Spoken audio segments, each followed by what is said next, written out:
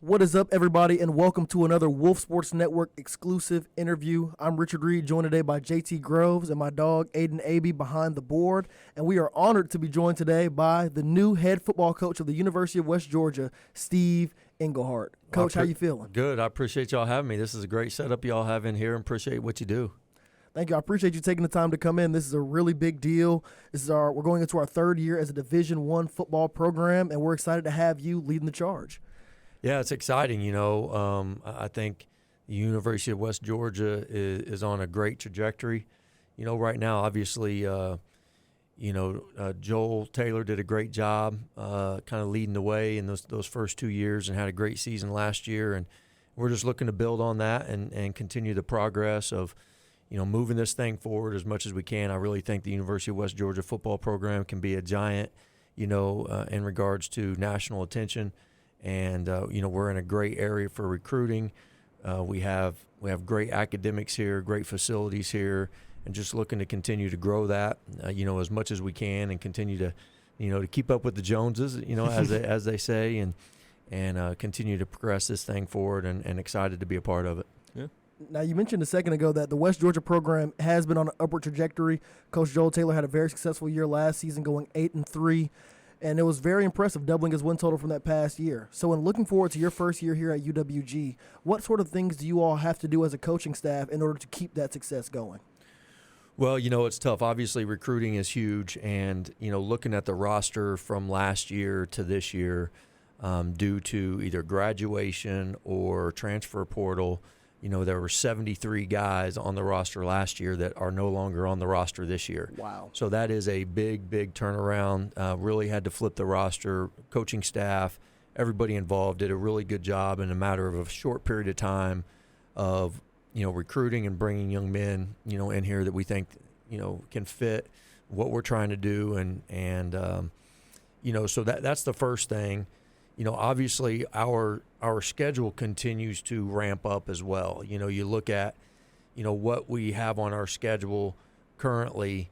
We're going to be playing 2 FBS programs. They didn't play any FBS programs last year. So that's going to be a step up in competition right there from those two, right there. And then there's a couple non-conference games where we really are going to add, some very, very strong programs in our non-conference games. So that's going to be a really big challenge, as it always is, in regards to scheduling. So, we have a lot of work to do. I think that we've come a really pretty good way since I've been here, just in regards to the way the team is coming together in regards to chemistry. I'm all about culture. I think culture is king, and I think that we've come together and really had a really good culture to start. These guys are the chemistry, and I think in a short period of time, the amount of respect and love they have for one another, I think is really huge, and I believe in that. And they've worked really hard, and we've made some progress in regards to, kind of what they're being asked, of from our coaching staff, and they're buying into that process. And it's all about process driven. You got to focus on, the task at hand. You got to focus on today. You can't worry about the past, because just because we went 8-3 last year, we're all delusional if we think that's just going to automatically happen again without a lot of hard work. Right. And then if you focus on the future too much, then you have a little bit of anxiety about what that future holds, and none of us can predict the future. So you got to really focus in on today and getting better today. And a big step will be obviously next week when we start spring practice. Yeah, and I'll head over to my question. And so, like a lot of coaches, when they go to a new team, normally it takes them a couple years to actually rebuild that team up. But it does help that, you're a great coach and you're joining a team that has already had success these past couple seasons. So what are some goals that you have set maybe for this first season as head coach? I really don't focus on, any type of big long-term goals. We certainly have a vision of what we want this program to be, and that is, being well-known nationally at the FCS level. So that is certainly a vision. I think another vision is, packing University Stadium. Mm-hmm. University Stadium seats 10,000. We have a large enrollment, here at the school. And I think getting students involved and getting students out to the games, I think is huge. I think I've always been told that there are about 100 different reasons why people come to a football game, but only one of them is the actual football game. So we got to provide a great environment, and I think that that's part of the vision, that's part of the goal. I'll never put any limitations on what we want to do in regards to win and loss, because you're really focused on day by day doing everything that you can to be successful that day, and also putting yourself in a position to be even more successful tomorrow than what you were today, and to be better tomorrow than what you were today. So, certainly we want to win every game, and but I think a lot is learned through losses. A lot is learned through failures. I think perseverance is a great codifier of team chemistry. Sometimes you got to persevere through hard times together, and that creates a more of a bond. Sometimes if everybody is bought in and does it the right way, doesn't care who gets the attention, make it all about the team. And I think that you got to persevere through some hard times. But certainly our goal is to win every game. Yeah. And our goal is to win every day. So that's really what we're focused on. I think our guys have bought into that. So when looking to build your roster with guys that are bought into that message that you were just alluding to a second ago, what sort of guys do you look for when recruiting coming out of high school and the transfer portal? I think a lot of different things. I think obviously each position is going to have their measurables, right? And the measurables that they have. But we want those guys that, are the and guys, the guys that are, very, that fit within the position, are good players, whether they have great range, great speed, great size, great physicality, all those things, right? The things that needs to take to play the game of football. But you also have to have those guys that have great leadership qualities, that are great team players, that have great personalities, in regards to the locker room. So I think all of those things are key fits. And a lot of times, through the recruiting process, this year in particular was a very fast recruiting process. So you had to learn and know guys really quickly, and you had to develop relationships really, really quickly. As we move forward, we're going to already start recruiting juniors that are going to be seniors, so you have more time to develop those relationships, find out, more of those intangibles. I think intangibles are key in the game of football, because you have to think about it. We have maybe 110 guys on the team. How many guys are out on the field at once? 11.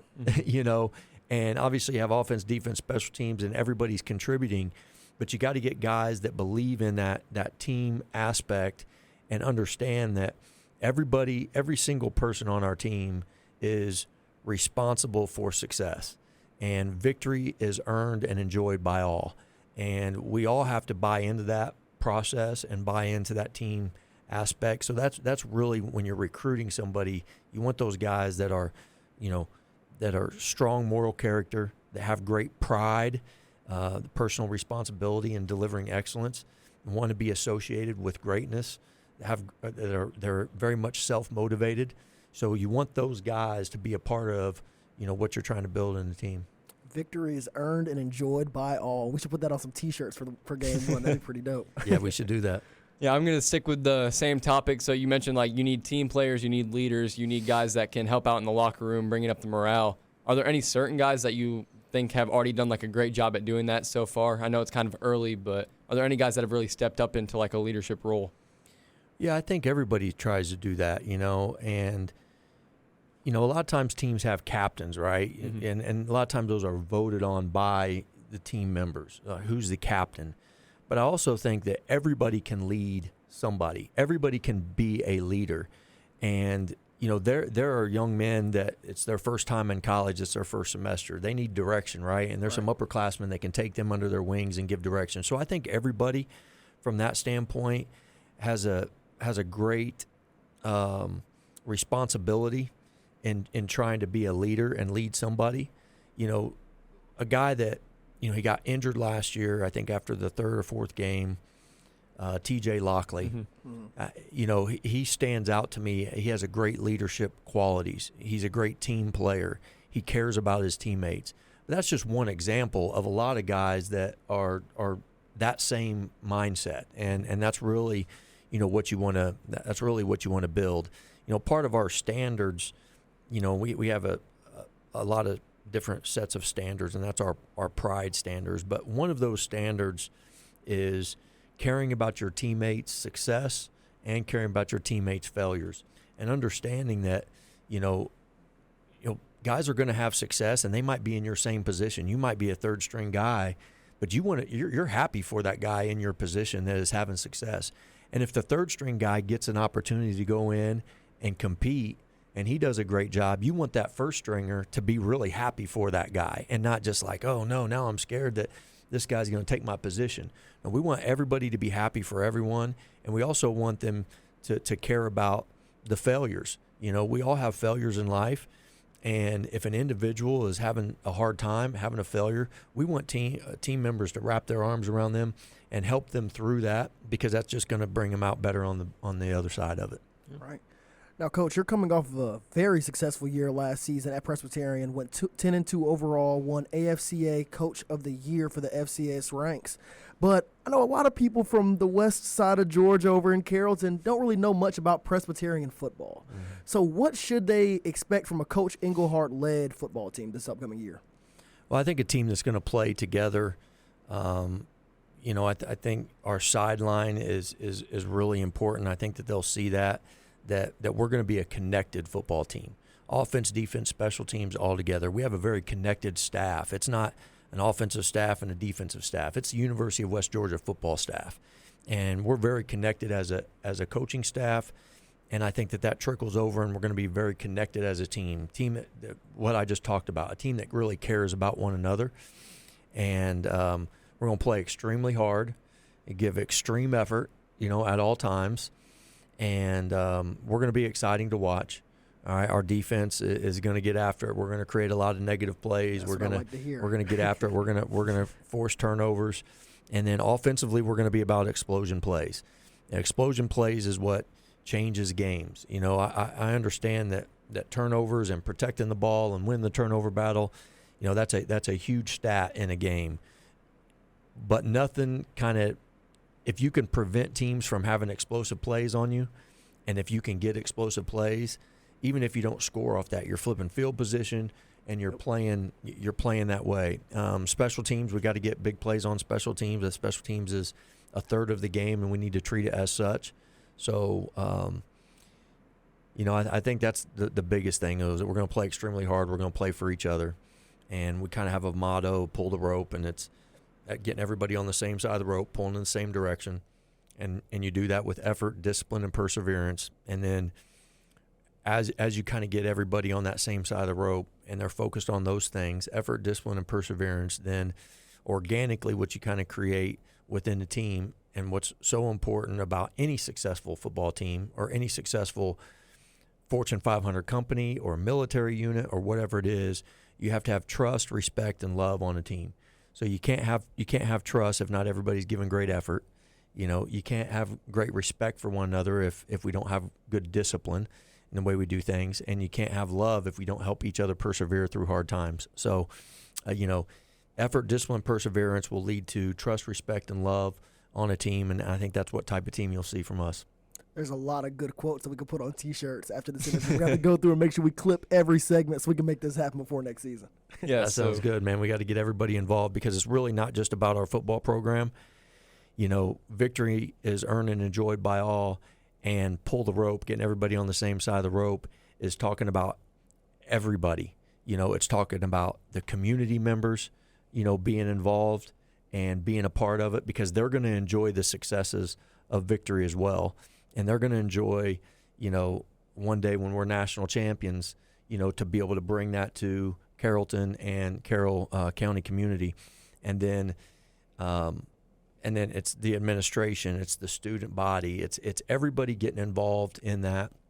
And really it's about school pride. Right. That's what everything in regards to any athletics team, when you have great basketball team, baseball team, softball team, volleyball team, football team, with success brings great school pride, but you got to get everybody involved. You got to get everybody on the same side of the rope, and that's our goal. And that's why I said one of our visions is, man, we got to pack University Stadium, every Saturday, and create an environment that is exciting for our student body, that's exciting for our faculty and staff, it's exciting for the Carrollton community. JT, I don't know about you, but I'm already extremely excited. I'm stoked for you this won next me season. over fast. I got another question for you. So I don't know. I'm not a coach. I've never been through like the hiring process of that. But was there like a certain moment that led you to the point of decision of coming to West Georgia? I don't know if there was a certain point, but I will say it's kind of funny, right? So on my walk over here, if everybody knows, I got lost on campus. Yeah, that did happen. I had to. These guys came and picked me up on the golf cart because I couldn't find my way here. But on that walk, it was funny. I got a text from my wife and my son, and my son had a picture that had come up on his phone that was in, I think, 2015, and I was the head football coach at Florida Tech. Okay. And we were here at University Stadium, and it was a picture of my wife and I at University Stadium with University Stadium in the background, and I was coaching at Florida Tech. So in 2013 was my first year that I had ever came here, and I always thought that, man, this place can be a giant. This place can be a national contender, there's no doubt. And it was at the Division III level, right? One national championship, and it was at the Division II level. And the facilities have been put in place to be FCS Division I. So there's been times since 2013 that I've said, man, if that job was offered to me, I'm there. So I made that decision long before it was offered to me, to be honest with you. But yeah, kind of ending the season the way we did at Presbyterian and had a really good season. There were some opportunities and talking with the athletic director, Jason Carmichael, when Joel Taylor decided to leave and go back to Mercer where he had been, and he is familiar with that and understand all the reasons for that. But I knew, if I was offered the position, that I was going to be able to take it without any reservation. So it was a long time coming to get this position, and I think you'll make the most of it for sure. I'm excited for this season. I'm extremely excited. Now, we've talked about a lot of different things in this interview, so before we wrap up, I got to ask, do you have a message to all the West Georgia Wolves fans out there that are a little anxious, maybe even nervous about what's to come now that we're moving in a new direction with a new head coach? Well, I think I've already given a little bit of that message in regards to just getting everybody involved. And, our players are going through a process right now, and the process is never working extremely hard. And regardless of any results, in regards to games won or whatever, these guys deserve all the support in the world. They work extremely hard. They put in a lot of hours, 6 a.m. workouts, in the morning, going through a lot, having to also do their studies and community service and getting out into the community as well. So our players are great young men. They work extremely hard, and regardless, they deserve the support of everybody in this community, campus and community included. So be patient with us, go through the process with us, and don't ever stop believing, because today can always be different than yesterday, regardless, good or bad. Yesterday was good or bad. Today's a new day to be better, so just continue to stay in that process with us, and once again, they'll enjoy the fruits of that labor as well. Coach Steve Englehart, the new head coach of the West Georgia Wolves. Ladies and gentlemen, I want to thank you, Coach, for taking the time to join us today. And you as viewers, if you're not sold after listening to this interview, start the video over and watch it again. I'm extremely excited for West Georgia Wolves football in the year 2026, and the spring game is right around the corner. April 11th is the date, correct, Coach? That's right, April 11th. April 11th at 11 o'clock, and at 10 o'clock we are going to have a free youth football camp where we are going to have our players kind of run that camp and do drills with the youth, elementary and middle school age kids, girls or boys. Flag football for girls is becoming a huge thing. It really so is. Yeah. so we'll girls or boys, doesn't matter. Come out and enjoy the camp at 10 o'clock, and then enjoy the spring game starting at 11. If they do come to the camp, they get a free lunch. So just another way to give back to our community and get some support there for the spring game. Sounds great. So if you're in the Carrollton area and you don't have plans on April 11th, now you do. And if you're not in the Carrollton area, be sure to open up your schedule for April 11th so you can be here for the first ever West Georgia Wolves spring game under new head coach Steve Englehart. Coach, thank you again for taking the time, and thank you all for watching right here on Wolf Sports Network.